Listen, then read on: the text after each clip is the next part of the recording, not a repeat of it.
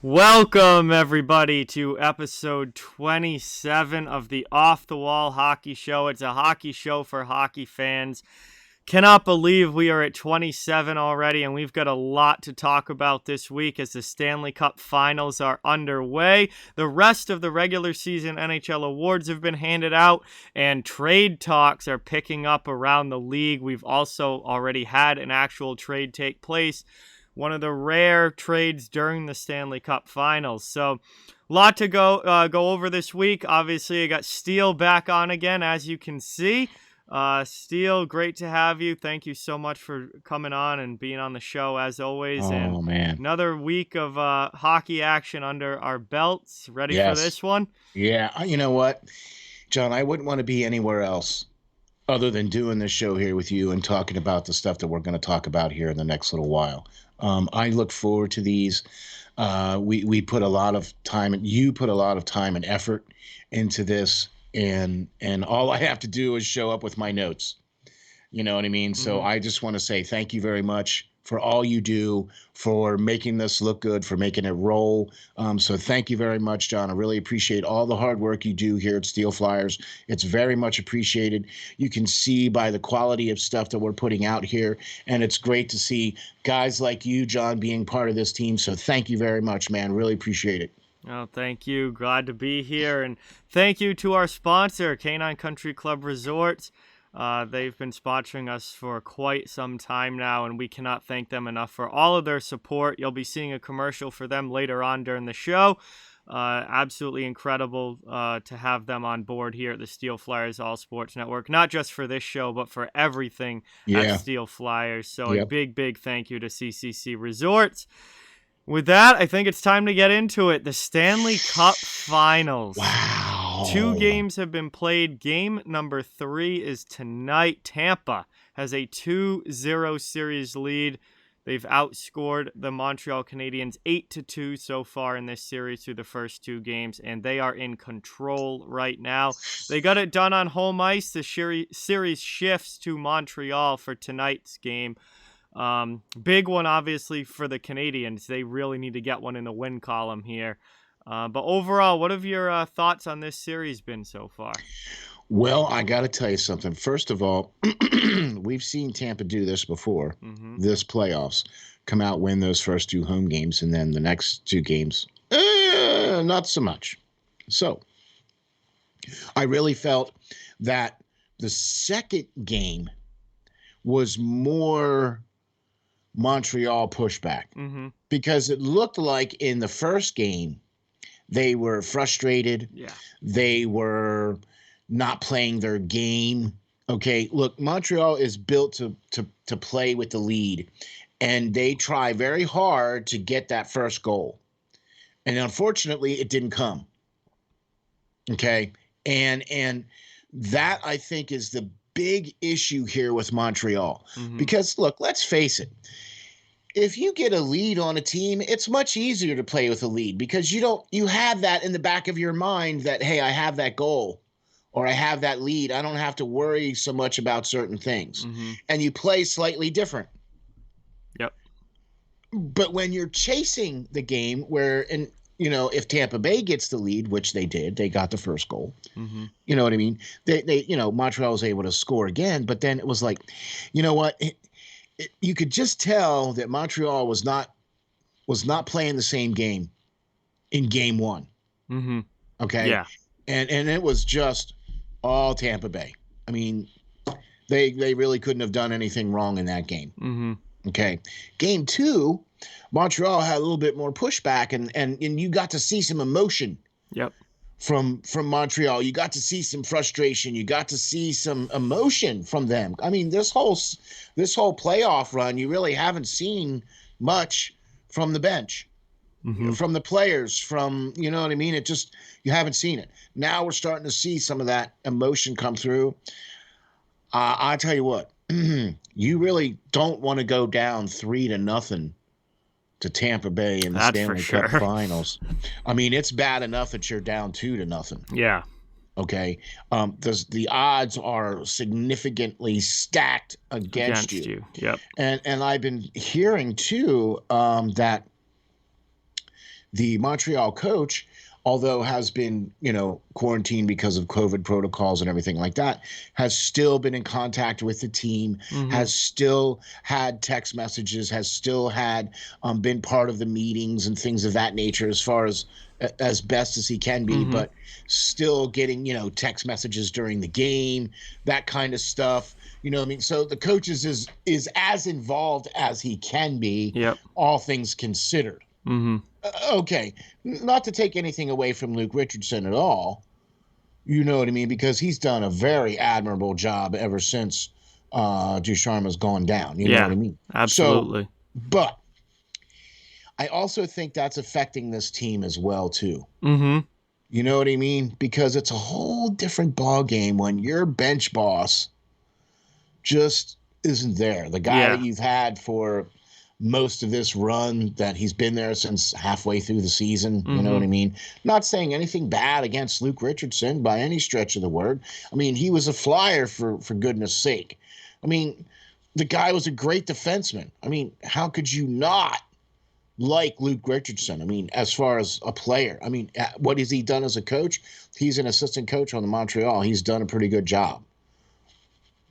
As far as that, and stepping in for that coach. So if Montreal can't win this game, well, I think you'll be able to break out the brooms then. Yeah, it seems that way.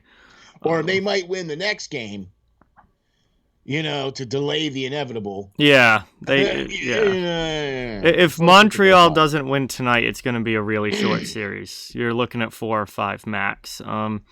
I think that this is virtually, even though it's not technically mathematically a must-win game, this is a must-win game 3 for Montreal. If they go down 3-0, it's done. They're not reverse sweeping the Tampa Bay Lightning in the Stanley Cup Finals. Not like they did against Toronto. Yeah, and they would have to actually win one more. They'd have to come from 3-0 down rather than 3-1. 3-1, that's not going to happen against Tampa Bay. So this is a game that Montreal has to win. And like you said, game 1, they were completely outmatched. Game 1 was a dominating performance for the Tampa Bay Lightning. 5-1 win. They just completely outmatched the Canadiens. Montreal pushed back hard in game 2 and played a significantly better game. But the thing that really worries me and makes me think that Tampa kind of might already have this in the bag is that Montreal gave their best effort in game 2 and came out and pushed as hard as they could and still couldn't win. And it wasn't enough. It still wasn't enough. They still couldn't win. Offense is a big problem for the Montreal Canadiens, and they have not been able to score in this series. They only have 2 goals in the series, 1 in each game. You are not going to win games in the finals, and you're certainly not going to beat a team like the Tampa Bay Lightning scoring 1 goal a game. No. Absolutely, positively no. But, that's a great point, though, John. I mean, yeah, you look at teams that lose and you look at, they were dominated. But you know what? Now that you think of it, I mean, they did only score 2 goals. Yeah. And have been completely, and it's not like they were in game 2, Montreal outshot Tampa Bay. Oh, yeah. Okay. Yeah. That wasn't the case in game 1. No. Game 1 was much more even as far as the shots on goal and stuff like that. You know what I mean? So Montreal definitely was trying harder, but I have to agree because it didn't seem to matter what Montreal did, even when they were in the offensive zone. Tampa Bay was able to position their players to counter whatever Montreal was putting out there, because you didn't hear the names Kotkaniemi and Suzuki. You didn't hear those names in both of those games really hardly at all. You know what I mean? And that's where they're trying to base their offense off of. Is these young guys. I'm not saying that the team can't, you know what I mean? But and Cole Caulfield hasn't scored anything either. These are their 3 big, offense. Yeah. Where are you? Yeah. Tyler Toffoli hasn't done much of anything. I mean, I get it. And I see that. I mean, Gallagher has just been hammered by Tampa Bay. Yep. Which, okay, I see. That's the other thing that you have to contribute this to as well. It's not that Montreal isn't playing well. It's that they're playing against Tampa Bay, who is able to counter everything that Montreal's been able to do, has been able to match them physically or overmatch them physically, has been able to outskate them, outspeed them, outshoot them, outscore them. I mean, that's why they won the cup last year. Yeah. And the other thing is that in the goaltending battle between Andrei Vasilevskiy and Carey Price, Andrei Vasilevskiy is winning by a mile right now through these first two games. Price has not looked like the Carey Price from the Vegas series in this one. He's given up some soft goals. He's looked like he's come back down to earth after the incredible postseason that he had so far. And Vasilevskiy just straight up stole game 2. Yeah. Montreal could have easily had 4 or 5 goals in game 2, and Vasilevskiy held them to just 1. And he's been again completely outstanding. And there's a reason I think he's the best goaltender in the league, and I think all you have to do is watch his performance in these playoffs, and you'll see why. He's been absolutely outstanding, and he's outplaying Carey Price right now. The same way Carey Price outplayed Marc-Andre Fleury in the Vegas series, and Montreal won that series. Andrei Vasilevskiy is outplaying Carey Price in this series, and that's why Tampa has the lead. And that goal from Blake Coleman as well in game 2 at the end of the second period with less than a second left. Yeah. That I think might have been a backbreaker for Montreal, because if they go into the third period of that game tied, they've got a 50-50 shot to win that game and possibly tie this series up. But as soon as Coleman scored that goal and they went down 2-1, that just put all the pressure back on them. That put Tampa right back into the driver's seat. And that goal might end up being, what leads to Montreal maybe not even winning a game in this series. The whole turning point for Montreal, because, here's the thing. When you look at that, what that goal did, because it actually was a huge, bad puck control movement by Montreal. Why? Look, there's 9 seconds left. Just kill the clock. Sit back there. Just kill the clock. Why are you trying to pass it up and trying to, So that's what I don't understand. Why that move was made. Because Tampa Bay was just sitting there. And that's all Tampa Bay has done. Counterattack. Is counter and wait for you to make a mistake and then pounce. That's much of Tampa's offense. Their 5-on-5 offense, at least, is just counterattacking. But they're able to finish those counterattacks. It's one thing when you can snag the puck at the blue line and have a 2-on-1 or a 3-on-2 or, whatever. But if you're not, tickling the twine, then it's all for naught. But that's what Tampa Bay has been the killer of so far this whole season, I think. They have been able to finish. They get the puck on their stick, and it's either a couple of passes and it's in the net, or it's cycling the puck around and it's a shot on net.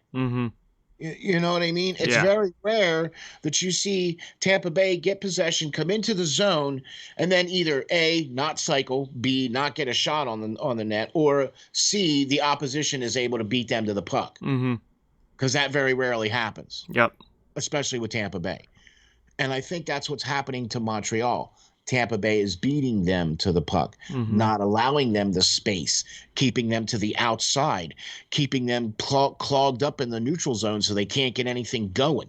That's how Tampa Bay plays. Tampa's played very, very well defensively in this series. They've gotten huge saves from Vasilevskiy when they've needed it. And, that counterattacking offense is just lethal for the Lightning. They have that part of the game really mastered. And then their power play's been able to score against this highly touted Montreal penalty kill that was at one point in these playoffs at almost 94% on the penalty kill. Tampa's been able to get some power play goals against them. So yeah, that's true. That Tampa makes Bay it, had a 39.6% yeah. power play percentage in the playoffs. That was one of the big, matchups within this series was going to be Tampa's lethal power play against Montreal's shut down penalty kill. And right now, I mean, they haven't scored a ton of power play goals, but they've gotten a couple. And, that has definitely helped Tampa in this series. But the counterattacking, the 5-on-5 offense for Tampa a lot of times comes from counterattacking and, taking the puck away in the neutral zone and quickly coming back the other way. They get a lot of odd man rushes, and they finish them. And when they put that's how they put the puck in the net, and they've been successful with that all playoffs long, and they're doing it again against Montreal. Exactly. And that's been a big difference in this series. I agree 100%. And if Montreal can't stop that, then it's going to be over quick. Yeah. We're going to play 2 more games, and then it's going to, thanks, appreciate you guys showing up. But, I mean, I don't really, I really felt that everybody was, I would love to see what everybody's bracket looked like this year. Yeah. I wonder how many people actually picked Montreal. Aside from Montreal fans. Probably not very many. Okay. So the fact that Montreal just housed everybody's bracket this year, and who knew? That's why you play the game is so you get a chance to come to the dance. Yeah. And when they got the chance to come to the dance, they made the most of it. Yep. Unfortunately, I think they're running up against the defending Stanley Cup champions, and I think this team is a little bit more mature and a little bit more been there, done that than what Montreal is. I'm not trying to take anything away from Montreal, but you're right. The goalie duel is not working out for Montreal like they had hoped. Yep. Carey Price is not playing the same way that he's played during the first 2 rounds of the playoffs. Okay. Their offense has completely dried up. A lot of that has to do with the fact that Tampa Bay. And Vasilevsky. And Vasilevsky, a Vezina Award-winning goalie on the other side who is playing his A game, who is, on point. Oh, yeah. I think Vasilevsky in these playoffs is one of the best playoff goaltending performances that I can remember from a single goaltender. Would you give him the MVP now? Now that we've seen enough of a body of work. I don't know. I think my vote would still be Braden Point because he's got 14 goals, but 15, I think. Is it? Did he score last game? I thought he scored in the first 2 games. I think he's at 15 now. I know he was leading with 14. Yeah, I know he's leading the playoffs in goals. Yeah. Quick research. Crack research staff. 14. Yeah, no, he hasn't. 14? He got a assists in game. Okay. Which game? I think it was game 1. He had a couple of points, but okay, he had some good passes there for setups. Yeah, he hasn't scored yet in this series. But, okay, but still, let's see, 14 goals. He's had he's got 14. He's got 14 goals in these playoffs, and he had 3 assists in game 1. Right. So if you wouldn't give it to Point, I would probably. Vasi would be my number 2. Okay, that's. Then you have Kucherov, who's got like 30 points. I was just gonna say he would be the next one because he's got like 22 assists or something crazy like that, and 6 or 7 goals. I think he has. He's all about assists. Yeah, no, he had like 23 assists and 7 goals, I think, but that might have been before the last game, so I'm not sure what he's up to now. Oh, okay, so before the start of the Stanley Cups, that's what he was at. Still, though. No, he's still there. 7 goals, 23 assists for 30 points in the playoffs for Kucherov. Still, though. But in the last couple games, though, he has scored 5 goals and a number of assists in the last couple games. So he's been kind of on there since when he first came to the playoffs, and he scored those first 2 goals, and then he kind of went cold there for a little while and was doing all the assists. Yeah, he didn't have a point in game 2, but in game 1, he had 2 goals and an assist for 3 points and was +3. So like Tampa's got plenty of MVP Conn Smythe candidates here. Between Vasilevsky, Point, Kucherov. Yeah. Like, these guys all have a shot at it. I agree. Because, when you talk about the Stanley Cup, you got to talk about the Conn Smythe. Yeah, absolutely. And Vasilevsky, I think, has a very good shot at it because this has been an all-time goaltending performance in the postseason for him. I'd have to agree. I mean, I would put that right up there with the same run that, say, Fleury had when he won the Cup there with Pittsburgh. The way they played there in the playoffs and were able to get to his first Cup. Yeah, 2009, yeah. The other thing is that this, to me, is the first finals in a long time that feels like it has a good chance to be a sweep. Yeah, because Dallas and Tampa was a much more of a that was 1-1. That was 1-1 after a couple of games. Forth, you don't. There haven't been many finals recently that have felt like sweeps. Or like they could be sweeps. And then I looked up the last time there actually was a sweep in the finals, 1998. No. Detroit Red Wings in 1998. Yeah, against the Flyers. Flyers, I think, was 97. They won back-to-back. They swept both years. 97, I think, was the Flyers. They swept them. In 98, they swept Washington. All right. I couldn't remember if it was one of those. That's the last time that. So it's been over 20 years since there's been a sweep in the finals. How many? I'm trying to think of. Yeah, that was all right. Okay, that was more than 4 games. Okay, yeah. Dallas had a better. That was a better grind game. Dallas was a better matchup, I think, for Tampa Bay last year.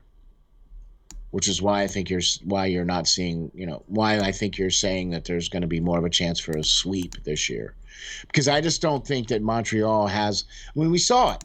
We saw what their pushback was. Yeah. In game 2, and it wasn't enough. It wasn't enough to win, yeah. I think the lack of offense is going to end up being the demise of Montreal. They might score like 5 total goals in this series with the way that they're playing offensively. I think that's being generous. To be honest with you, I do, because they've only scored 2. Yeah, well, another 2 games, we'll see. Also, Vasilevsky's got that streak of shutting teams out in the game-winning or the series-winning games. So we'll see if that continues. Series too. He did it. Yeah, he's done it every series in these playoffs. Florida, Carolina, and the Islanders all shut out in the final game of the series by Andrei Vasilevsky. So we'll see if that continues. Yeah, oh my gosh. Could you imagine that? Going into game with everything on the line and your goaltender just says, nuh-uh. Well, that's what he did last year. He shut out the streak. Actually goes back to the finals last year when that's what I'm talking about. He shut out Dallas in game 6. Yeah. That's why it only went to game 6. Yeah. So look, very impressed with what Tampa Bay's been able to do this year. Get back to the Stanley Cup Finals. They've had a great playoffs. They have. They didn't have the best regular season like they did previous regular season. But that's okay. That's not really what matters to them. See, that's exactly right. You can play like Montreal, and as long as you make it. Yeah. All you got to do is make the playoffs. Just right. Get in, and then from there, it's a whole new season, and you can start fresh and go from there. And that's what we've seen really from both of these teams. I mean, Tampa came in as a 3 seed. They didn't have the greatest regular season, at least for their standards, but It didn't matter because once the playoffs came, they turned it on and were back to being the Tampa Bay Lightning. And Montreal, they were a team that barely made the playoffs, and then they come postseason. Were able to steal that series against Toronto, and it was off to the races from there for the Canadiens, and they've just taken that Lightning in a bottle and run with it all playoffs long. I agree. Unfortunately, though, I think the bottle is coming up empty now. Yeah, I think they might be out of magic here.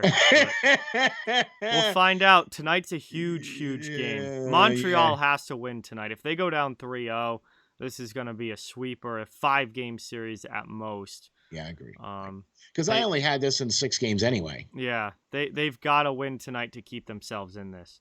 I agree, 100%. Well, I'll tell you what, man, that's a pretty good breakdown, I think, of Stanley Cup 2 teams there, buddy. What do you think? Absolutely. So I'm excited, though. I mean, look, you can definitely tell that these playoffs have been a completely different feel, a completely different vibe than what it was last year. Yeah. Because last year it was gray and the tents were over all the seats. There was nobody in the stands. You know what I mean? Now you go to Tampa Bay and that place is packed. Yeah. Now in Montreal they can't be in the stadium. Yeah, the streets are full. The streets are full. I don't understand that. That makes absolutely no sense. If you can't be in a building like anyway. No, but you can have 25,000 people packed outside. Oh, there was more than that. Well, yeah.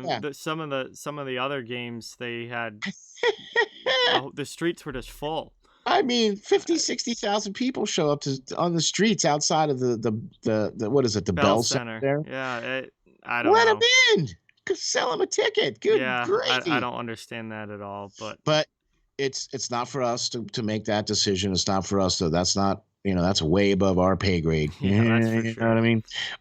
And so they have to follow protocol, and that's what they're trying to do. And so I really appreciate the fact of what the NHL has done as far as handling all this whole COVID thing. I think of all the leagues, of all the sporting venues out there, I think the NHL was the one that did the very best. They were the ones that were able to get their players to agree. They were the ones to get the Stanley Cup awarded last year. Mm-hmm. They were able to get protocols in place where they had all those guys up there in the bubble for, I don't know, what was it, 6 weeks, 8 weeks? Yeah, if you made it to the finals. Right, not a single COVID outbreak at all the whole time. A lot of those guys were there. So everybody followed protocol. Everybody did what they were supposed. That's why I'm saying very huge kudos to the NHL for what they were able to do. So to the point now where we're able to see a Stanley Cup Finals. Okay, we're a little late. Normally we're having these conversations at the beginning of June instead of the beginning of July. But that's okay. Yeah. At least we're having them now. Yep. And at least Montreal is allowing 3,500 folks. 3,500 in at Montreal. Okay. And so that's a step in the right direction as well, too. So every day progresses, every day gets better. And I just really want to say kudos to the NHL for putting out a good product in the last 2 years, all things considered. Mm-hmm. Definitely. So Game 3 of the finals will be tonight. And Tampa Bay on the road switches back to Montreal now. And Tampa is going to have a chance to go up 3-0, or the Canadiens, who desperately need a win, can finally get themselves in the win column if they get it done tonight and make this series a little bit closer if they can cut it back to a 2-1 lead for the Lightning. But we'll find out in a few hours here tonight, as it's going to be a fun one for sure. Can't wait for that, and it's going to be an interesting game. But Tuesday night, it was an off day between Games 1 and Games 2 of the Stanley Cup Finals, and they handed out the rest of the regular season awards for the NHL. They handed out the major ones on Tuesday night. There were some obviously big names here. Obviously, these are all the biggest awards in the league and really, really important ones, and you saw a lot of star power in these winners. I don't know if there weren't really any surprises as far as, in my opinion, I wasn't overly surprised with any of these. Maybe one. Everyone won it that I thought was going to win all of these awards, or hoped to, although the Vezina was very tight. It was tough to pick a Vezina. All three of those guys had Vezina level numbers.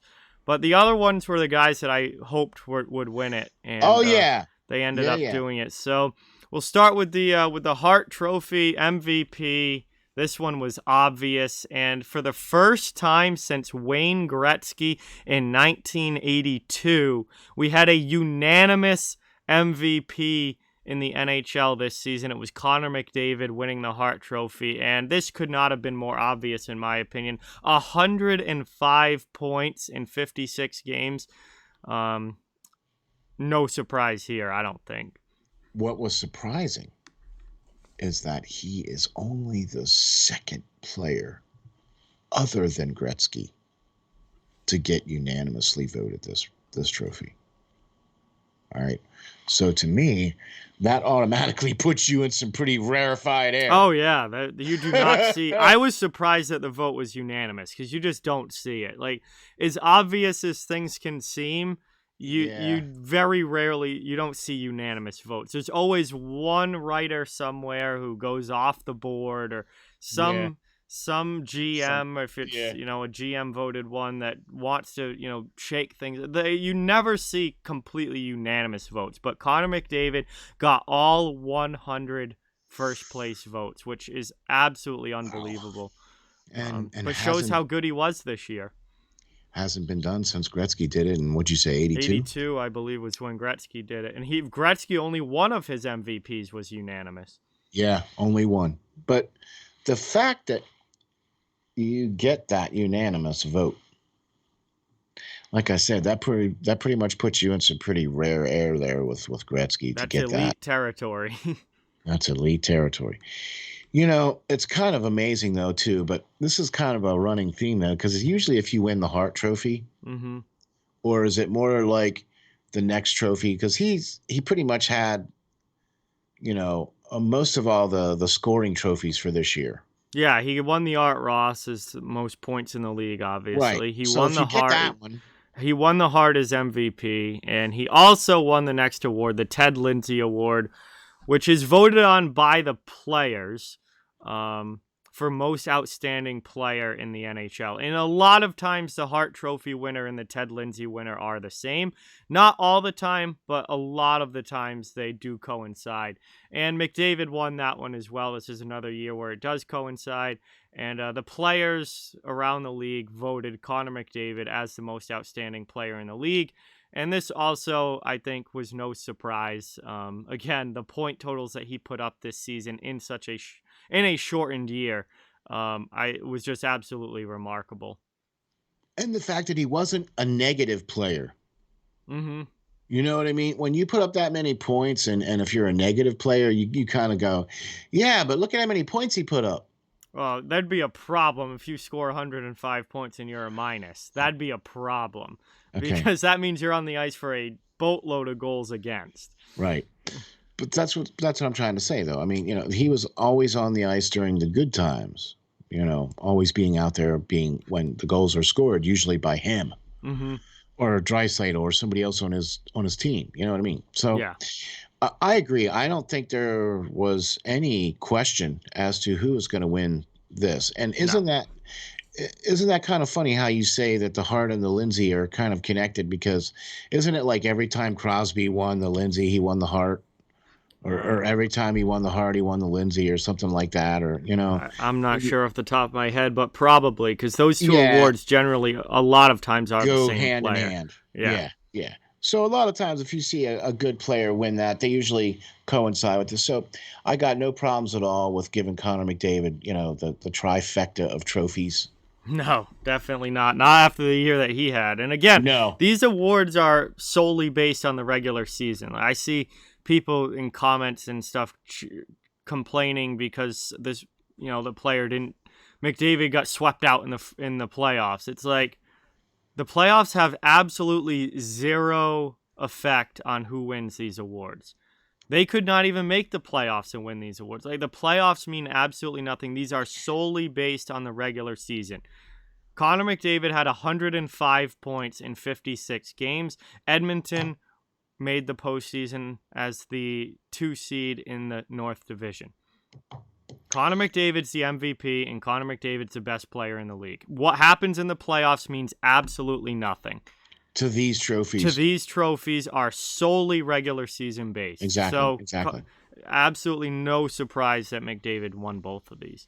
No, and I agree. I agree with you 100%. I have no problems at all whatsoever with him winning the trifecta of trophies in this season, because in an era where it's getting to be fewer and far between to see players get 100 points. Mm-hmm. You know what I mean? Where he was able to do it in a shortened season. So that's what I mean. That's why I think this kind of, this is the real deal here. I mean,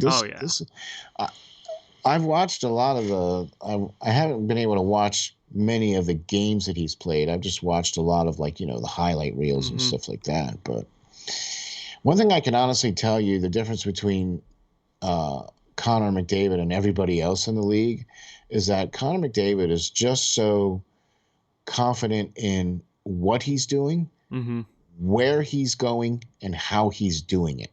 Mm-hmm. He has that confidence. Yeah. And when you have that confidence in your abilities and everything like that, it transcends to everything else. Okay. And so that's why I think you're seeing, I haven't seen a guy play like this since Lemieux.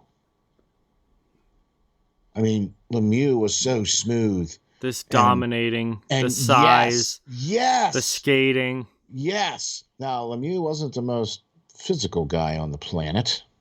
Mm-hmm. Yeah.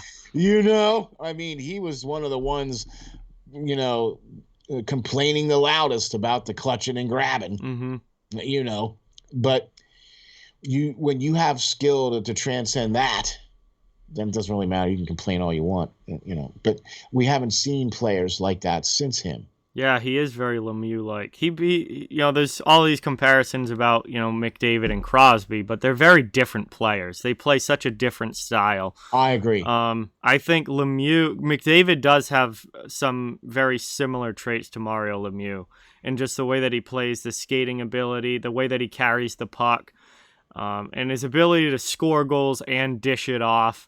You never know what he's going to do, if he's going to pass it or if he's going to rip it himself. It is very Lemieux-like. Yeah, because he comes into the zone with his head up. Yeah. Instead of looking down at the puck. Well, that player is the most dangerous player because he's looking around. Yeah. To see where either he can A, dish the puck, or B, shoot the puck. So that's, all right, I'm with you. I got you. But Connor McDavid, can't argue that. Unbelievable. Absolutely. A generational talent. Oh, absolutely. Absolutely. One of the, he's going to go down, I think, as one of the best players ever to play in this league. If he continues doing what he's doing. The pace he's on is just unbelievable as far as point production goes. Now we just need to get, his name on the cup. Yeah, well, that might be a little ways away. But that might be a little harder of a goal for him. Yeah, that's going to be reach, tougher with what he has around him in Edmonton. But next up is the Norris Trophy, best defenseman in the NHL. And this one, I was really happy to see it go the way that it did. Adam Fox for the New York Rangers wins the Norris, and I absolutely think he was the best defenseman in the league this year. Yeah. Victor Hedman had a down season. He was still a finalist, and that's funny that he's. But he even came out and admitted. Oh yeah, everyone knows it wasn't Hedman's best season. And Cale Makar had a really good year for Colorado, but he missed pretty significant amount of time with injuries. So yeah. That kind of, I think, was a knock against him. Fox was absolutely my pick to win this, and I was really happy to see him get it because there's been a trend in the NHL where if your team doesn't make the playoffs, it's a lot harder to win individual awards when your team doesn't make the postseason. And obviously the Rangers did not make the playoffs this year, but I thought that, I don't really think that, making the playoffs or not should have much of an effect on the individual awards. It's more about the individual player's performance. And Adam Fox, what he was able to do, playing a ton of minutes for New York, playing in all situations, monster offensive season while still being really good defensively. I thought this was absolutely the right choice, and Fox was my pick for this. I would have to agree that the consensus that all of us here at Steel Flyers felt that Fox should be the one to get it, because he was statistically this year the best defenseman. Now, based off of what you said earlier about how this award has been kind of given to players that tend to be on teams that make the playoffs. Mm-hmm. Okay. And the reason why I bring this up is because Victor Hedman was one of the finalists for this, and so was Makar too, because they were both in the playoffs. Yep. All right, and Makar had missed. God, how much time did he miss at the end of the season there, or during the season, for his injury and stuff? You know what I mean? So yeah, he missed some significant time. But this is what the surprise was for me, because I thought they were going to follow suit and give it to Hedman. Mm-hmm. Okay, because, well, he's in the playoffs and he's a pretty good defenseman perennially. For the most part, he's been up for this award now for the last couple of years. Yep. And he's won it. You know what I mean? So, I mean, this was the first time I think that we actually got to see them make the right move. Mm-hmm. Good on the NHL for actually picking the best defenseman for winning the Norris Trophy. Congratulations. Because instead of picking Victor Hedman made it to the playoffs. Yeah, but he even came out and said that he didn't have his best year. You look at Adam Fox and you look at what he did, just like what you said. He played in all situations. He was their best guy. He was the best guy in the league, not just the best guy on the Rangers. The Rangers, he doesn't have a lot of help there in New York either. That's the other part, That's not a great decor with the New York Rangers right now. It's a very young decor. I have to say something else, too, because I got to give your boy some love, all right? Because we talked about this, me and Perlo did. We talked about that McAvoy should have been in consideration for this. Yeah, he finished 5th in voting. 5th, yeah. I think he got 10 or something? Yeah, I think he's going to win a Norris Trophy at some point, I think. He's young. Yeah, he's really still, young. I think, 23. 21, 22, 23, something like that. So we talked about him, too, thinking, he's going to be one of those guys going to be up and coming. You know what I mean? Be on the lookout for that guy, too. Absolutely. You know what I mean? McAvoy's going to be... Yeah, he played really well with not that great of a defense up there in Boston either. A lot very young. Exactly. A lot of young guys in that lineup. I agree. I think Fox winning this for the New York Rangers, I think this was the perfect call, the perfect award for him to win this year. They got it right. However, our next award, which we're going to probably... This, I think, was the tightest. It was the tightest. Because I thought all three finalists, numbers-wise, they were so similar, statistically. Well, statistically, it was the tightest, but by voting, the next closest guy on the voting thing, I think, was 200 away. Wow. Well, Vasilevsky finished 2nd, but Marc-Andre Fleury won the Vezina Trophy this year for the first time in his career, and I was really happy to see it. I wanted to see Fleury get one before he retired. He had an outstanding season this year with the Vegas Golden Knights in the regular season, put up some awesome numbers, and takes home his first career Vezina Trophy. A lot of Lightning fans aren't happy that Vasi didn't get it this year, but Vasilevsky already has one. Vasilevsky's probably going to win at least 2 more in his career. I don't think you're going to have to wait long for Vasilevsky to be getting another Vezina Trophy. Okay. Well, I see what you're saying. And Fleury was the odds-on emotional favorite. Oh, yeah, I wanted Fleury to get it. This was going to be his last chance. Yeah, we all wanted him to do it because it was the emotional favorite. Oh, no, this was a very, very tight race. Okay, just hear me out on this, though. Fleury... Okay, I agree. It was very tight. All right, but he was, to me, in my opinion, he was the emotional odds-on favorite. That's who I'm glad he got this, so that he could say that when they do finally put him into the Hall of Fame as a first ballot Hall of Famer, hey, they put a guy in there who actually won a Vezina Trophy. Mm-hmm. Okay, that's basically what I think this award has gone for Fleury. Just hear me out on this, okay? I think this was a culmination of, hey, you had a great career, here's a Vezina Trophy award. Because to me personally, I don't think he deserves to get the award this year. I think Vasilevsky deserves to get the award this year. His numbers were better. He had more wins. He had more shutouts. The only difference was the goals against average for Fleury was like 1.20 or 1.21, and for Vasilevsky it was 2.02. Okay, that to me is not enough of a difference to warrant a trophy going to Marc-Andre Fleury. I thought, in essence, as far as the statistics were concerned, that Fleury should have probably finished third, with Grubauer second and Vasilevsky first, based off of the numbers. Okay, now that's all I'm going to say. That's just my opinion. I agree. I'm glad they gave it to Fleury. I am. I'm really glad that they did give it to Fleury. But I think that I'm with the Tampa Bay fans, and I really feel that Vasilevsky could have won it. And another reason why I'm saying that is this. When you look at what the All-Star game is, or the All-Star selection is, the first All-Star, the first team All-Star is Vasilevsky. What? So the first team All-Star is Vasilevsky, but he's not good enough to win them. All right. That's all I'm saying. That's all I'm pointing out. The voting here was very, very close. Fleury got 108 points. Vasilevsky got 99.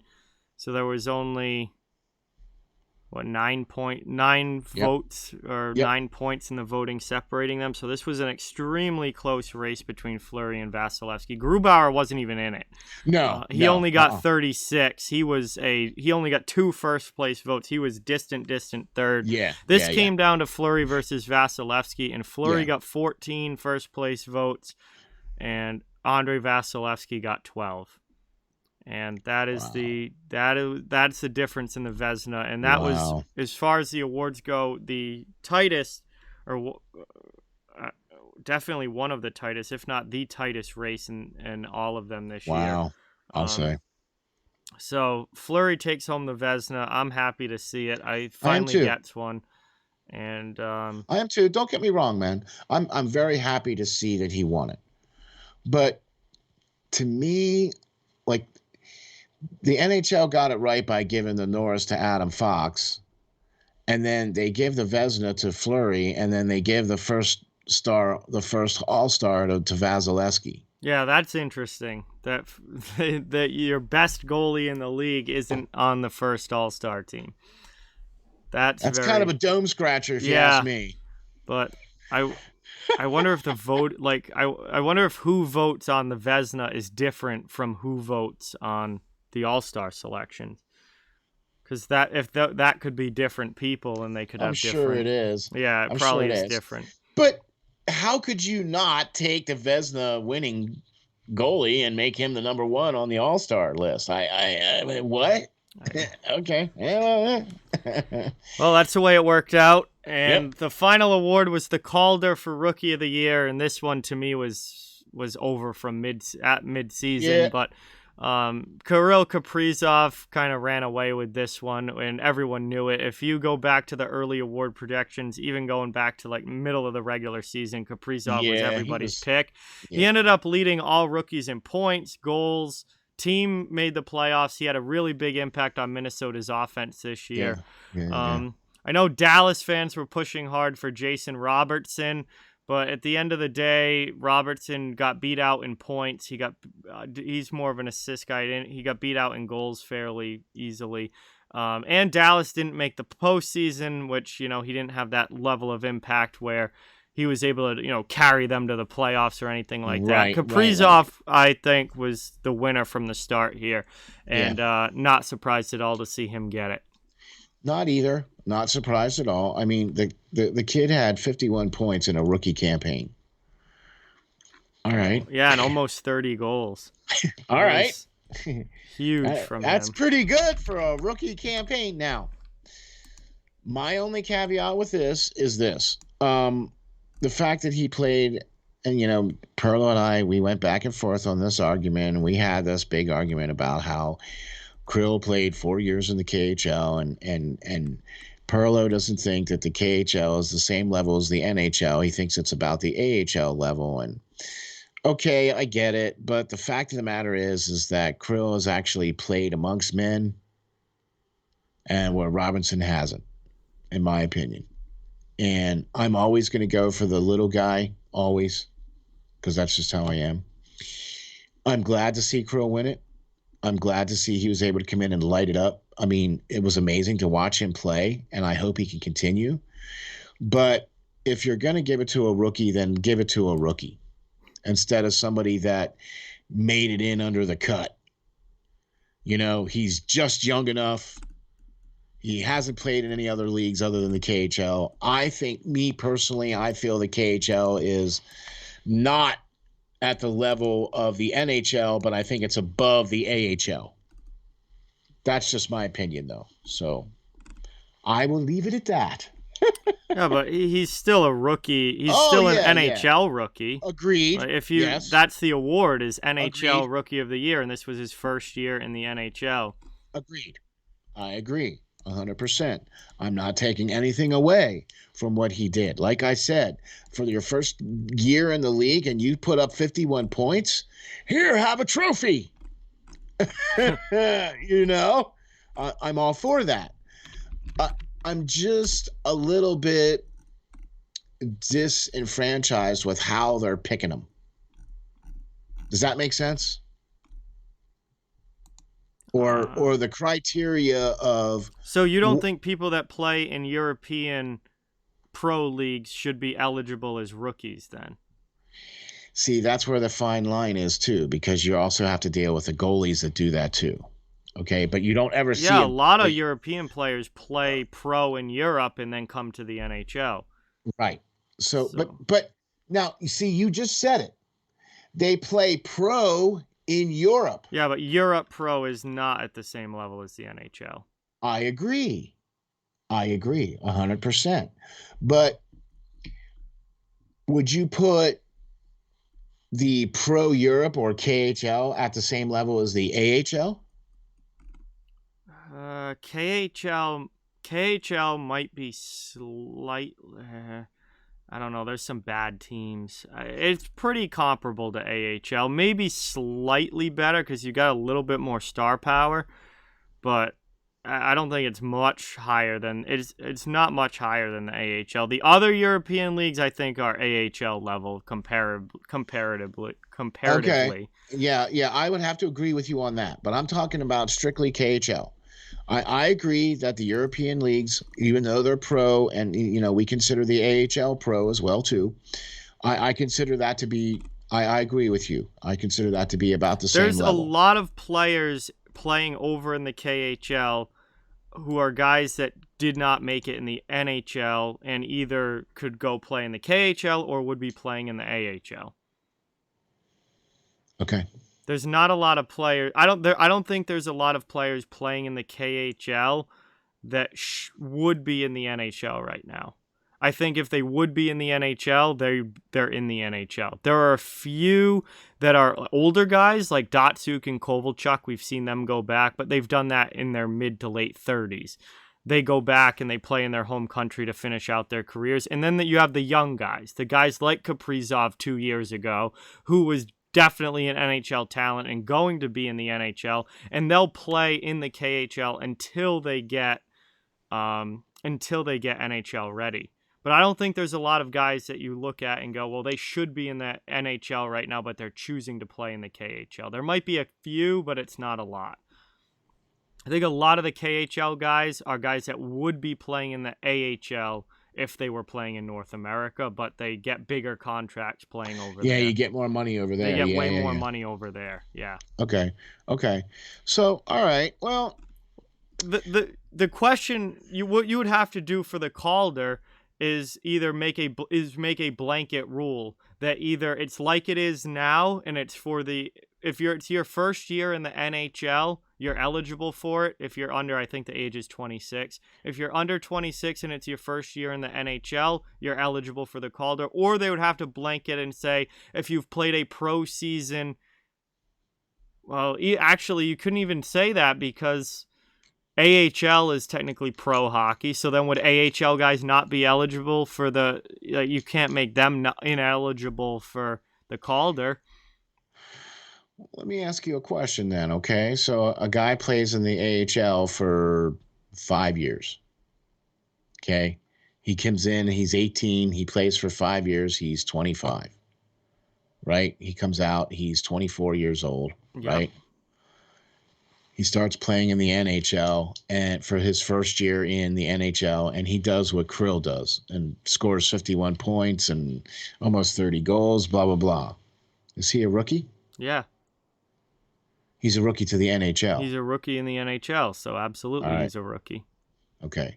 So clarification on the rule would I think be helpful of how they're awarding these. And I also think that the age needs to come down a little bit. I would be I think the requirement is is 26 or under 26 for the age. That's a pretty old rookie.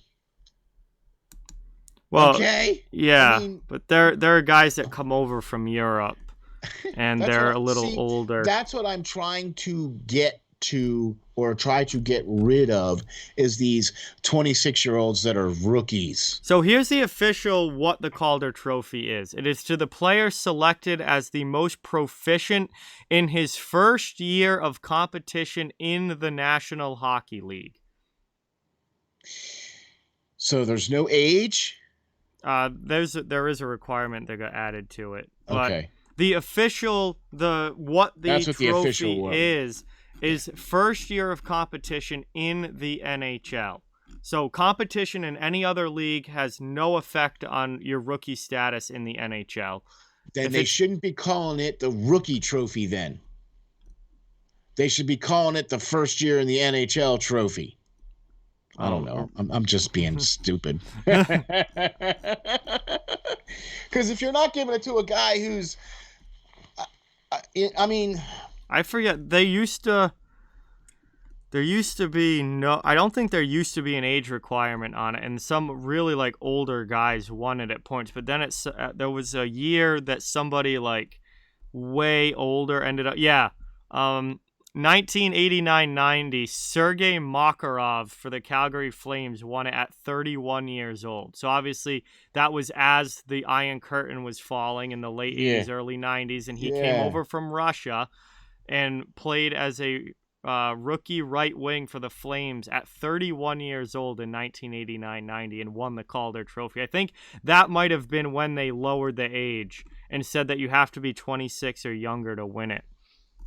I think they should go a little younger. Yeah, Panarin won it in 2015-16 with the Blackhawks when he was 24. He came over from the KHL at 24 and won it with Chicago. And I remember when he won it in 2016, a lot of people were complaining about the age and him not actually being a rookie, but it's for your first NHL season. Right. Okay. No, I get it. I understand. I get it.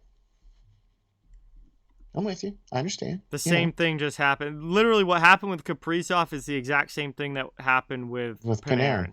Yeah. 24 years old, comes over from the KHL and wins Rookie of the Year. Yeah. That's been a debate around the league for a while now, but I think under what the trophy is for, they're eligible to win it. Yes. So if that's the case, okay, then I don't know. It just seems like the waters are a little muddy when it comes to what a quote-unquote rookie is. Yeah. Okay. That's the whole other thing, too, because we were talking about this with the expansion draft. Mm-hmm. Well, what's considered pro? Well, they're considering the AHL to be pro. Okay. So that means that if you've played 2 years in the AHL and you've only played 1 year in the NHL, you're eligible to be drafted in the expansion draft because that's considered 3 years of professional hockey. Yeah. Okay. Yeah, that's a pro league, so that's what they're going with. But Okay. All right. I'm that not trying to take anything away from these guys winning these awards. Don't get me wrong. mhm. I just want some clarification as to who's eligible, why they're eligible, and why they're winning it. You know what I mean? And when you tell me that it's for their first year in the league, Mhm. I don't know, man. I have a hard time. I don't know. Maybe not calling it a rookie trophy. I don't know, because So, it's hard to look at a 24-year-old and go, yeah, he's a rookie. so you want them to drop the age to like under I would, 22 or something like yeah, that. yeah. So like a kid that's coming pretty much out of junior or college for the most part. And look, I understand how the whole system works, and if you have an opportunity coming out of junior, which is where a lot of these guys get these opportunities to go play over in the KHL, because that's one of the other minor leagues or other leagues that you can go to play. Mhm. You know what I'm saying? So that's all I'm trying to say. I would just like it to be a much younger player, somebody who hasn't played as long, maybe in another league or something like that, a much younger player, I think. And then I would be a little bit more apt at calling it a rookie award. Because you're right. Krill exemplified what the Calder Trophy Cup was. Same thing with Panarin. It was his first competitive year in the league. Yep. And he was under the age. What? He scored the most goals. He had the most points. Winner. Here's a trophy. Yep. I got no problems with that, but what I want to know is why are you giving it to him, and why isn't somebody else more eligible than he was, or whatever the case is, just because he scored 51 goals? But he played 4 years in the KHL. You know what I mean? So that's all I'm saying. I'm just trying to be more objective. That's all. All right, well, that's going to bring us to the end of our awards talk. As everyone, all of the awards have been handed out, and everyone who won this year has been awarded their trophy. And obviously, we saw some great seasons this year in the NHL. That's going to bring us to a commercial break. A word from our sponsor, Canine Country Club Resorts. Again, a huge thank you to them for their sponsorship and support here at the Steel Flyers All Sports Network. When we come back, we'll be talking about some trades. We had one yesterday, some more rumors floating around involving some big names out there that could happen potentially over the next few weeks. But before that, here's a word from Canine Country Club Resorts, and we'll be right back. Greetings. This is Steel Flyers from the Steel Flyers All Sports Network, and we have two very special guests. We are delighted to be joined by Tracy Musser and Nicole Howard from the Canine Country Club Resorts. Tracy and Nicole are both managers for CCC Resorts and work at the Windsor or at the club, one of two locations both in Manheim, Pennsylvania. Congratulations on your 30th year anniversary of being in business. Let me start off by saying this. Steel Flyer stands behind this company 100%. Taken care of Steel Flyer's furry friend for the last 2 years now, and they are a one-stop shop for everything your furry friend needs. In fact, let's find out what our friends at CCC Resorts offer. Nicole, how are you today? Good. How are you? Doing great, thank you. What are some of the great boarding services that you guys offer, and what do we have to do in order to get our furry friends taken care of when we are unable to travel with them? Well, we like to bring everybody in for a tour first. That way they can see the behind the scenes, they can see where they stay, they can see where they play, and then we explain all of the fun things that we can add on to their reservation, whether it be one of our packages, either a nature walk, a ball time, or even a cuddle time. Oh, wow, that sounds great. Boy, it sure sounds like a resort to me. So how are you today, Tracy? I'm doing well, thank you. Tracy, tell me, is it true that you guys have both an indoor and an outdoor pool at the Windsor location? It is true. We've got one of each, so we're able to offer year-round swimming. The indoor pool is a great option for dogs who are swimming for therapy or rehab. It's got that sloped entry so they can wade into the water. Our outdoor pool is a little bit larger, and it's 4 foot deep the whole way across. And both of them are saltwater pools, so it's really easy on the dog's skin and coat. Wow, that's very awesome. So then during the summer months, you have a much deeper pool outside and then a sloped entry shallow pool indoors for the dogs. Tracy, tell the folks how we can get some pool time. Well, the first thing everyone does is come for an intro swim. We use that time to make sure the dog is comfortable in the water. We make sure they know how to get out of the pool safely, and we go over all the pool rules and etiquette with the clients as well. After that, they're able to schedule private appointments where they have the pool to themselves, or they can invite friends and have a whole group swim going on. So after a dip in the pool, then it would have to be off to the groomers, right? I mean, our furry friends cannot go out looking their best. Nicole, what are some of the great services your top-notch groomers provide? Our groomers, they specialize in full service grooms. We can do the basics, whether it be just a bath and a brush out or a blowout. Or for the extra pampered pooches, we can do nail dremels, we can do deodorizing soaks, and also facials. Wow, man, that sounds like a resort if you ask me. Tracy, I know one of the main programs here at CCC Resorts is the WAGS program. The Steel Flyers dog is enrolled in this program. So why don't you tell the folks what is involved in this and how they can get enrolled? Yeah, the WAGS program is our primary daycare option at the Windsor. It's designed to be a structured program for people who are looking for a set routine for their dog. They all come on the same days each week, which allows them to have set friends, and we know exactly what's going on with each group. So we do a little bit more activities, and we build more into their daily routine there. But we've got other daycare options as well for people looking for a little less commitment. We do an hourly care where you can drop them off and just pay by the hour. We also do a day stay option, which is great for the dogs that prefer human friends instead of making friends with other dogs. And then we have a traditional daycare option as well if you're looking for the occasional outing for your dog. Wow, there you have it. A full-service groomer, a daycare program, and an indoor and outdoor pool. What more could you ask for? Sure seems like CCC Resorts has everything covered. Remember, DOG, depend on God. And we are back, everybody. Thanks again to Canine Country Club Resorts for their support here at Steel Flyers All Sports Network. It is greatly, greatly appreciated. And we've got some trade talk now because we had a trade yesterday. There are also a lot of talks going on involving some other players. But the big one that happened yesterday was Viktor Arvidsson from the Nashville Predators traded to the Los Angeles Kings for a 2021 second-round pick and a 2022 third-round pick. Very interesting deal here. And rare that you get one at this time of year during the Stanley Cup Finals. A lot of times teams usually wait until closer to the draft to actually make a deal. You don't see them happen while the playoffs are still going on very often, but we got one this year. So Arvidsson, who has been a 30-goal scorer in the past, has had a couple of down years the past two seasons for the Predators. He's also had some injury issues over the past few seasons, which have limited his production. Goes to LA, who was definitely an offensively challenged team last year and definitely could use the offensive output if Arvidsson is able to stay healthy and get back to that 25-30 goal level that he's been at in the past. And the Preds, they get a couple picks for it, a second this year and a third next year.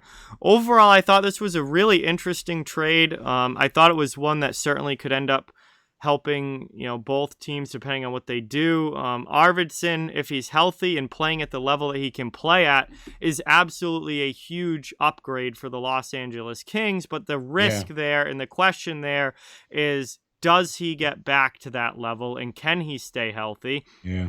And for Nashville, they're a team that certainly could use dumping some salary, given, their salary cap situation. I think that, that's a decent, clearing over $4 million in cap is good for them. I think they got a couple of decent picks for him, a second and a third. You weren't going to get a first for Arvidsson, given the way that he's played the past couple of years. And this is a chance for Nashville to get something for him and get some value back before his value completely tanks if he's not able to get back to the player that he was 3-4 years ago again in the NHL. And that is really going to come down to his health and his offensive production. So while it wasn't a huge return for Arvidsson for Nashville, I think they got some value for him while they still could, knowing that there's a possibility that if he has another bad season, that his value It's not is going to be for them. Yeah, his value is really going to be tanked at that point. It's and not going to be for Nashville. For LA, I think it's worth the picks here to go for it with a guy like Arvidsson, because you have another second-round pick in 2021. You have St. Louis's. You have another third-round pick in 2022. You have Pittsburgh's. So this is what you get to do when you build up those draft picks and you acquire all of those trade chips. You get to use them on deals like this. And if it doesn't work out, obviously they didn't lose too much if you're the LA Kings. And if it does work out, you're getting yourself a really good top 6 winger here for the Kings, something that they desperately need injected into that lineup. So I absolutely see this trade from both sides, both perspectives. Yes. And I think it's an interesting one, and it's going to be fun to see how it works out long term. What Arvidsson is going to be able to do in a Kings uniform is really going to determine who wins this deal. Yeah. So we'll have to wait till we pass judgment on this until after, say, next season. Yeah.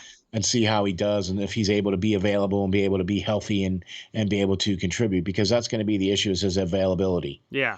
You know what I mean? And if you're not available, then you're not producing, and anyway. Yeah. He only had 10 goals last year, which is not good enough. No, not good enough. And so to make a deal like this where LA has a lot of cap space. Yeah. And they also have a lot of draft picks. Yep. So that's you pointed it out perfectly there, John, when you said this is the kind of deals that you get to make when you have draft picks and cap space. Yep. If it doesn't work out, big deal. It's not a real big deal for LA. They didn't put a lot out there. Mm-hmm. And is Arvidsson still on the contract for this year? Maybe he's got 3 more years on his deal at $4.25 million. So they take his salary on, no big shake. It's barely a glimmer on their cap space. Yeah. Right. And if he doesn't work out, big deal. But if he does, like you said, that's a big win. Top 6 forward. He's a great winger, 30 goal scorer, 25 goal scorer. What team wouldn't kill for a guy like that? And LA, especially with the offensive issues that they had last season. No offensive issues they had. They had 0 offense last year. Yeah, they needed a scorer, and I think Arvidsson could be a really good fit there if he can get back to being the Viktor Arvidsson that we saw that was scoring 30 goals for the Nashville Predators. That's going to be the key. This whole trade, that is going to be the key. Does Arvidsson get back to being a 50-point guy, or does he continue to struggle like he has for the past 2 seasons? And that's really going to determine this trade, I think. Are any of those picks conditional, or are they just straight up? No, they're just straight up picks. Just straight up picks. Okay, even still. If you're LA, you can get rid of them because you have other picks in those rounds already. That's what I mean. Yeah, that's what I mean. It's like a win-win for everybody on this one. Yeah, I think that I completely get it from both perspectives. Exactly. And, if you're Nashville and you see Arvidsson's production decline the way that it has, you want to get something for this guy before his value is nothing and you're buying him out. Yeah. So do it quick. It's almost like it's the Bill Belichick approach almost for Nashville, where it's better to get rid of a guy a year too early than a year too late. Because you can get more for him getting rid of him while he still has that value. And for Nashville, I think that makes a lot of sense given the position that they're in. And for LA, go for it. You're a rebuilding team with a ton of cap space, tons of draft picks to use as trade chips. You've got a lot of young talent coming up who just isn't there yet. You need an NHL established player to play on the wing. Perfect. Arvidsson's a great fit for the Kings. Yep, perfect guy to bring in too. He's got that little bit of experience. He's got that little bit of a leadership, especially for the younger guys coming into and he's a high-effort player who's the kind of guy you want teaching the younger kids. These high-effort guys who are going to bring it every night. Yep, good work ethic. Yep. The only question is can he stay healthy? And if he does, I think he'll get back to being a 25 at least goal guy. But he's got to stay healthy and play, a full season. Yeah, that's the key. That's always the key with players. Yep. It's like you look at and I'll go back to the old standard. You look at Bo Jackson, Yep. right? Heck of an incredible athlete. One of the most talented running backs I had seen in quite a long time. But when you're not available to play, Yep. I mean, he only played a couple of seasons, and his career was cut short due to injuries. Mm-hmm. And that's the key. You got to be available. So being available means that you're healthy. So we'd like to see him healthy. And I think this is a pretty good trade all the way around. Yeah, I do too. Yeah, this is a win-win for everybody. Yep. You know what I mean? There's a lot of other noise going yeah. on out there with, potential trade possibilities. Like I'm hearing a whole bunch of stuff, especially from like the Seth Jones camp. Yep.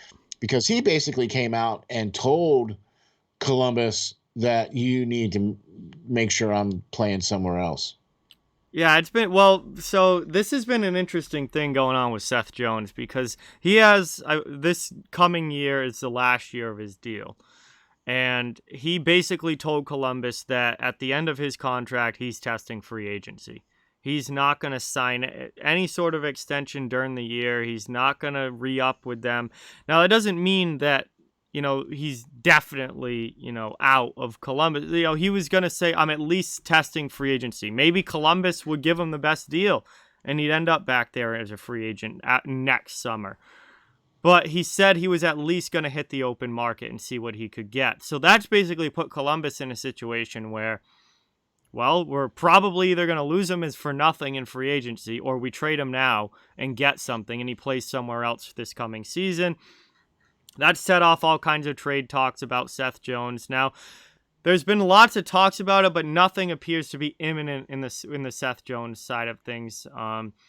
And I'm not surprised by that. Nope. Because no one's going to want to trade for him now before the expansion draft and then be forced to protect him in the expansion draft. And, that would take up one of your protection spots. So This is something that I would expect to happen later in the summer, definitely post-expansion draft, maybe at the NHL draft if you're going to have a first-round pick involved or something like that. Or maybe even after the draft, and if it goes further than that. There doesn't appear to be anything imminent, but it does seem like Seth Jones is probably going to be on a new team next season. And there are certainly a lot of suitors out there that have been talked about as far as Seth Jones, where he could possibly end up and who's interested. Right, and we'll also be interested to see what the price tag is going to be. Yeah. Absolutely. Because you're talking about Seth Jones. He's 26. He's only been in the league for a little while. He's young. He's got good potential. He was a first-round draft pick. Yep. You know what I mean? And he's good and young, and he plays 25 minutes a game. Oh, yeah. You know what I mean? So, I mean, he's one of those guys that could potentially be in the running for an elite defenseman. You know what I mean? Potentially. Mm-hmm. We'll see. I mean, he's still young. Defensemen take time to develop. I'm not trying to, put sticks in somebody's hands yet or put pucks in the net yet. But, yep. You know what I mean? He has the potential to be there. And, I'm all for giving a guy a value contract for the value that he is now, mm-hmm. and then allow them to grow into a contract. Yeah, I hate seeing teams come out and overspend for somebody and then they grow into the contract. No, that's what the league is. That's what the league is turned to. You got to pay a guy early, or he's gonna be. He'll go somewhere else that's gonna pay him. Yep. And you know what? And there are teams that will pay him. And guess where those teams are? The KHL. Because those teams will pay you to come over there and play. Seriously, They will. Okay? And that's the thing. Where these young guys now, they're looking at this and they're going, you need to pay me now. Mm-hmm.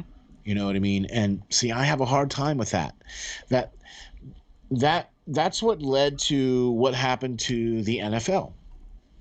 Where the NFL was drafting these players fresh out of college, right? And these number one draft picks were getting $40, $50, $60 million contracts, right? Because they were number one draft picks, right? These quarterbacks were coming out of college and get to be a number one draft pick, and they're making, 70% more than a guy that's been in the league for 5 years, right?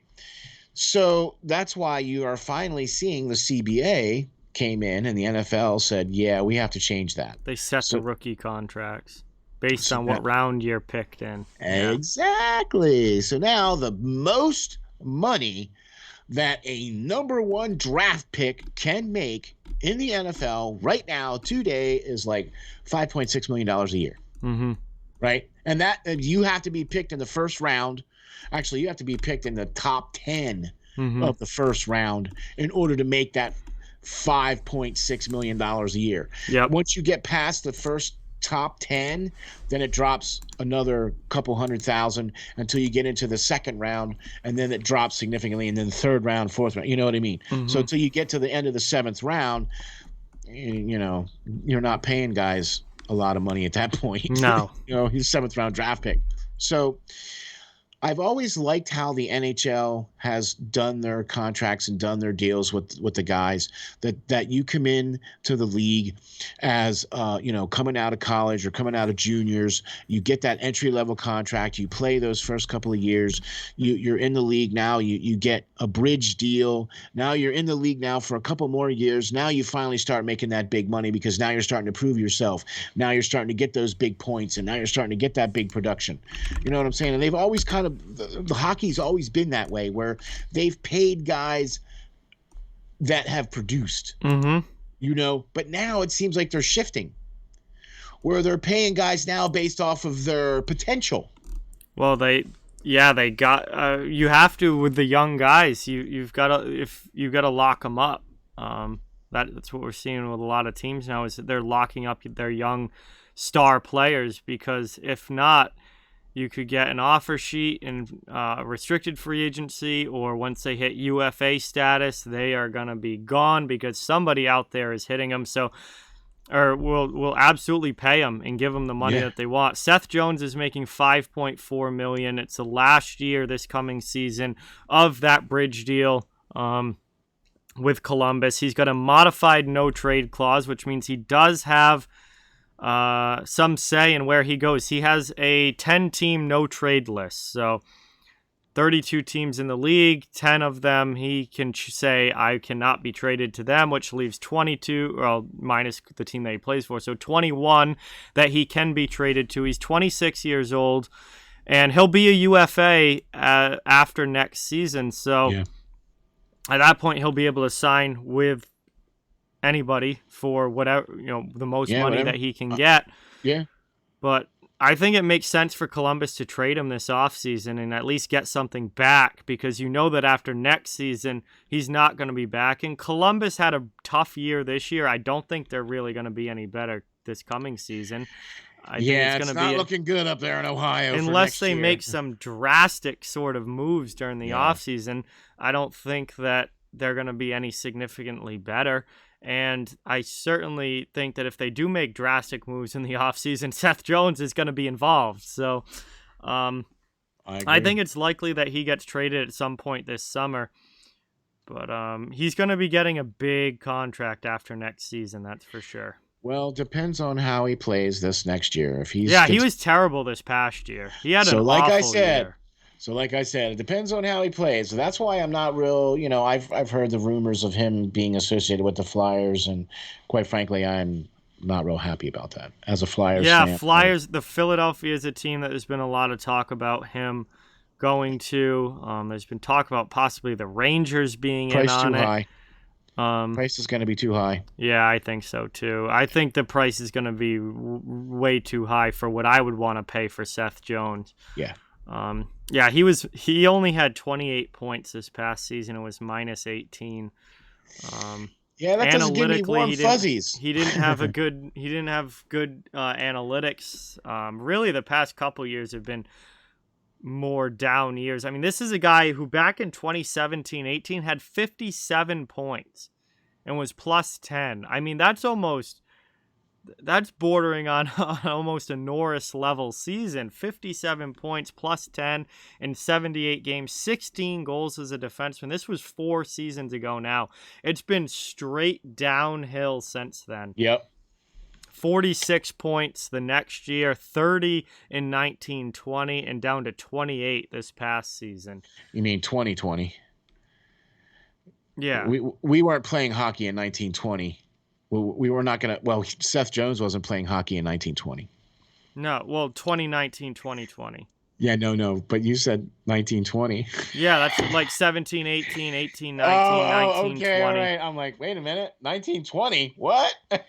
No, yeah, no, My 19, mistake. 1920 he was down, and then Yes. 2020, 2021 this past year was down to 28 points. It's been a steady decline for Jones going back to that great season he had in 17, Yeah. 18. So if you're going to trade for him, you definitely need to be wary of that and know that Columbus's asking price is going to be big because he's a 26-year-old defenseman that does have 50-point potential. He's a right shot. Those are coveted around the league. Yep. And he plays 20 some odd minutes a game. Oh, and, he plays a ton. I mean, he was a top pair workhorse for the Blue Jackets. But you've got to know that production has been declining, and I think the hope is that a change in scenery and getting him on a new team is going to turn things around, as we've seen it happen before, where a guy, the fit isn't there anymore with a certain team, and then he goes somewhere else and lights it up. Yeah. But I think the asking price is going to be really high for Seth Jones. Yeah, from what I understand, it's going to be at least a first-round draft pick and some prospects. Yeah. You know what I mean? Like NHL-ready prospects. Oh, yeah. Yeah. Like okay. looking at Philadelphia, there's been talk about it not being a first-round pick and Morgan Frost involved and another piece on top of that, like maybe another defenseman like a Myers or a Sanheim. And I mean, is that really worth it if you're Philadelphia to give up Frost, a first, and Myers for Seth Jones? I don't like any of those names. Sanheim, yes. If I had to give up somebody, Myers, Sanheim, any one of those two I'd be okay with. But here's what my only caveat would be, is if Jones agrees to sign an extension.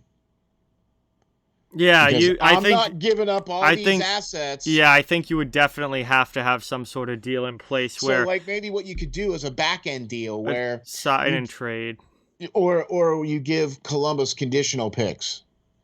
Yeah. To where if Seth Jones re-signs with the Flyers, then you get a first, yeah, or whatever. Yeah. That's the only kind of way I can see that happening with Philadelphia. Yeah, I think the price is going to be really high, exactly. And that might either Columbus is going to have to come down on their price, or this deal won't be happening to Philadelphia. Won't be happening. Yeah, I think whatever team makes this deal might end up regretting it if they pay too much for Seth Jones, just given the way that his career, the trajectory that he's been on the last few years. Yeah, is not going this way. No, that's for sure. It's going down this way. They're hoping that the change in scenery will get it back going that way.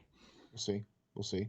But we'll have to see. And obviously nothing's happened yet, so this is all just talk going on around the league right now. The other big trade rumors that came out the other day were Duncan Keith from the Chicago Blackhawks. Elliot Friedman put out a tweet saying that Keith was working with Chicago to try and get a deal done that would send him to either the Pacific Northwest or Western Canada. He seems pretty adamant on wanting to play in that area of North America. He has a full no movement clause in his contract, so he has complete control over where he can and cannot go. He obviously would waive that movement clause for a deal that he likes, but he's in complete control here. He has 2 years left on his deal at $5.538 million per season. 37 years old. This is not Stanley Cup level Duncan Keith that you're getting at this point. This is an older defenseman who's been run into the ground by Chicago. His numbers the past few years have not been good. His play, his analytics have not been great the last couple of years. Chicago's still been playing him as a number one defenseman over at this point. I think he's like a number 5. I still think he could be a really solid veteran piece on a bottom pair somewhere. in a leadership role and just as a solid D-man on your bottom pair that plays like 17, 18 minutes a night. Chicago's still been playing him like 23 minutes a night, which I think is ridiculous at this point. And he's not cut out for that anymore. This is not Duncan Keith that, was the Norris Trophy winning superstar defenseman for the Blackhawks. But I think the value could be there if he's put in the right role. I agree. And I think that there could be a deal that gets made here. The interesting thing, though, is that he seems very specific on only going to Western Canada or the Pacific is that where he's North. from? Is that where his family is? Yeah, I think that's where he's from. Yeah. So that pretty much narrows the teams down, though, doesn't it? Very much so. So, obviously, when you hear Pacific Northwest, your thought is immediately, he's from Winnipeg, so actually more central Canada. So I don't know why he's so adamant now. Maybe his wife is from there. Yeah, that could be. I'm not sure. He's from Winnipeg. Who knows? So that's who knows? That's central. I don't know. Whatever the reason is, that seems to be where he wants to go, according to Elliot Friedman. And Pacific Northwest, first thing that comes to mind to me is Seattle. Duh. And I think that makes almost the most sense out of anybody because Duncan Keith is not going to overhaul your defense at this point. And there's been talks about Vancouver. Duncan Keith is not making Vancouver a significantly better team. No, and you know what? They need a much bigger impact move on defense than a 37-year-old. Yes. I think that would be, you know what? Now that you bring this up, because he definitely would be a Ron Francis type guy. I think Seattle makes the most sense out of everybody here. I mean, that's actually a really good deal for them. It'd be like Vegas did with Derek Englund. Yeah, where Englund went in and didn't play a lot of minutes, but was a veteran guy who played on the bottom pair, had a leadership role with the team, and was just kind of one of those veteran glue pieces to help bring a young team into the league. I could see Seattle doing the exact same thing with Duncan Keith. Put an A on a sweater and you put an A on the sweater. He's a leader in the locker room. You play him 17 minutes a night. You don't run him into the ground like Chicago's doing, but he's able to play a solid depth role with a new team. And that's actually, 2 years at only an AAV of 5.5. That's not too bad for a top six defenseman. It's a bad contract for most teams, but Seattle isn't going to have the cap issue. Seattle's not going to be up against the cap. So Seattle's a team that could absolutely take that contract and not have to worry about it. That's what I was trying to say. Yeah. It's not a bad contract for Seattle. For Seattle, it's not a big deal. Now, if you're trying to send him to a cup contending team, they're not paying Duncan Keith $5.5 million a year. No, completely Seattle could take that contract on without much of an issue, and that would help them. Yeah, they would need to take on contracts like this so they could get to the floor. Yeah. We don't know what their roster is going to look like and what these deals are going to be, but Duncan Keith, I don't think they're worried about the cap hit for 2 seasons when they're just coming into the league. And they're trying to get to the floor, which is $48 million. Yeah. I don't think they'll have a problem because they're still going to get some decent players. So I don't think they're going to have a problem getting in the floor, but I don't think they're going to be worried about going over 81.5. I thought it was 82.6. No, 81.5 is the salary cap, and looks like it will be for the foreseeable future. Well, at least for this year. Well, Elliot Friedman's talked about the cap not going up for another 5-6 years. Here's the thing, though, man. Gary Bettman has already said that. Yeah. They have no plans on raising the cap. Yeah, well, how many deals did you guys just sign this past year for TV contracts? For how much? Well, they're going to say that's just and you're telling me that the cap's not going to go up? Yeah, no, Bettman said that they have no plans on raising the cap for the foreseeable future. And they just locked the players into a new CBA that goes, I think, through 2026 or something like that. So it's not even that's something that they can come back with and be like, well, then when there's a new CBA, we need the cap to go up. It's there's not going to be a new CBA for another 5-6 years. Good luck. Well, what they said is that they were going to freeze the cap for 2 seasons based off of the pandemic. Yeah, that was originally back last summer when they were doing the return to play and making the new CBA. So, but during the season this year, Bettman said that it could be another 5 years before it goes up. I don't know, man. I think he's just saying that because I disagree. I think it's going to go up not next year, but I think the following year. That's all. I just think it's not going to go up next year because, it's already set and everything else like that. It's not going to go up next year. But I think the following year, it's going to go up a tick to like maybe 91.5 million. I think it'll go up. Like, it's not going to go up in these huge amounts. Oh no! It's if it goes up, they usually go up like $1 million or so at a time. It's not going to be a big. Okay, so there you go. It's going to go up, just not huge amounts. After next year, or after this coming season, I think it'll go up. That's just my opinion, though. We'll see. Yeah, we'll see. I mean, it remains to be seen. So we'll see how that all goes. But yeah, Duncan Keith going to Seattle, that wouldn't be bad at all. No, I absolutely and you know could what? see it. I wouldn't even actually see him. I could actually see him in Calgary too. See, I don't. I think Edmonton out of the Western Canadian teams would be the better fit. Okay, I don't see him in Calgary. I think Calgary already has Mark Giordano, who's in his late 30s. They brought in Chris Tanev last year in free agency. He's 30 plus. Yeah, that's true. I don't know if a 37-year-old Duncan Keith really makes Calgary any better.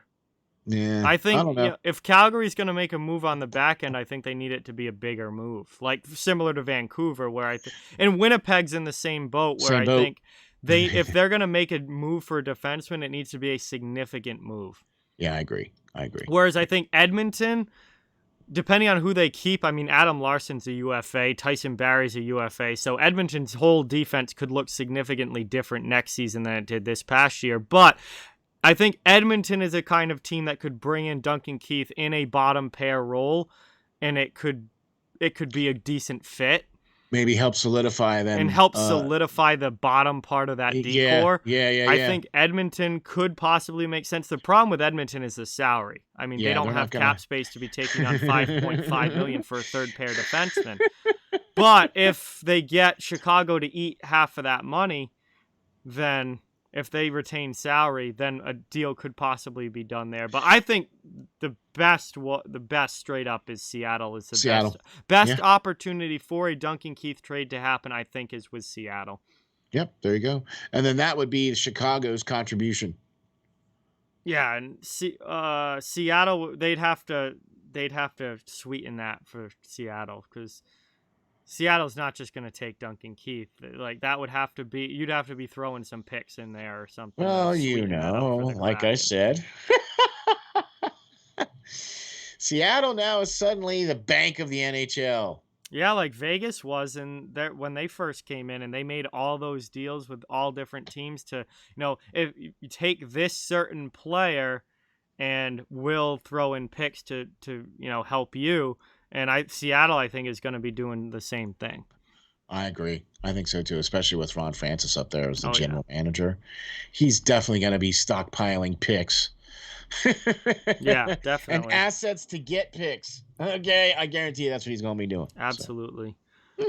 But those are kind of the big trade talks going around the NHL right now. Obviously, nothing with Duncan Keith or Seth Jones has happened yet, but there's been a lot of buzz surrounding those two names for potential trades. Yes. The Viktor Arvidsson trade is official, did happen. He is now a member of the LA Kings. Yeah. And that's going to bring us to the end here of episode 27. Good show this week, Steele. Thank you again so much for coming on. It was great to have you. Man, 27 shows. I can't believe. I remember when we had the idea, like, hey, let's do a great hockey show, an off-the-wall hockey show for hockey fans, right? And we were like, yeah, we can do. And we had all these great things. I love the playoff editions that we're doing right now. Yep. right? I can't wait till we start getting into some of the drafts Yep. and some of the off-season moves, because I think we're going to see a lot of different things happen, especially this year in the NHL, where they're going to be getting ready for the regular season, and it's supposed to be more of a regular season this time around than it has been in the last 2 years. Yeah, full 82 So- games starting in October, Training camps, back to normal for the most back part. to normal. Yeah, Yep. exactly. So, John, like I said at the beginning, man, thank you very much for doing these shows, man. Without all of your hard work, without you doing all the things that you do to help this show be as successful as it is and be as professional looking and everything else like that, man. Thank you very much, John, for all you do here at Steel Flyers, man. We couldn't be as successful as we were if it wouldn't be for you, man. So thank you very much. Hey, thank you. Glad to be part of it, and appreciate you coming on the show every week and co-hosting with me. This is a fun one.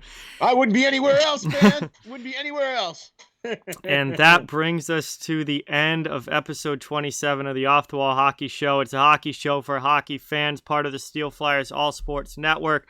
Thank you so much for watching. A big thank you to Canine Country Club Resorts, our show sponsor.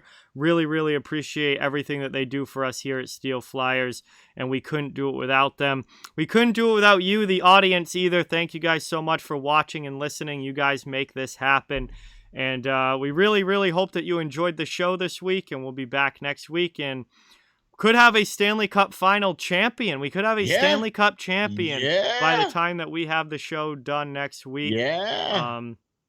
So we'll be interested to see how that goes for sure. Yeah, man. And I imagine that more and more trade heat-ups are going to be talking, because the NHL has to have their lists of protected players to the NHL by the 17th of July. Yes. So that's coming up real soon. And we might talk about some of those on the next show, about some of these protected players. We're getting big into off-season stuff now, as well as the playoffs come to an end. So thank you guys again so much. Have a great weekend. Have a great week. We'll see you next week for episode 28. Really, really thank you guys for the support, and we'll talk to you soon.